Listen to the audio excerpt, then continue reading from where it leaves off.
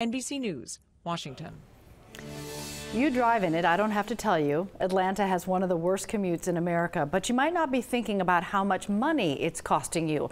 According to a study from educateddriver.org, Atlanta is one of the most expensive commutes for workers over the lifetime of your career. It depends, though, on the type of car you're driving.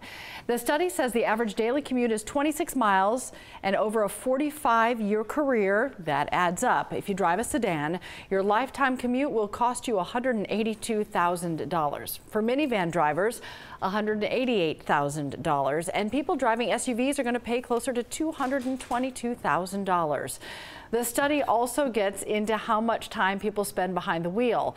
In Atlanta, drivers spend on average an hour and 2 minutes going to and from the office. That adds up to 484 days lost over a 45-year career. Sometimes you just don't want to think of such things, but if you're interested, that is the breakdown.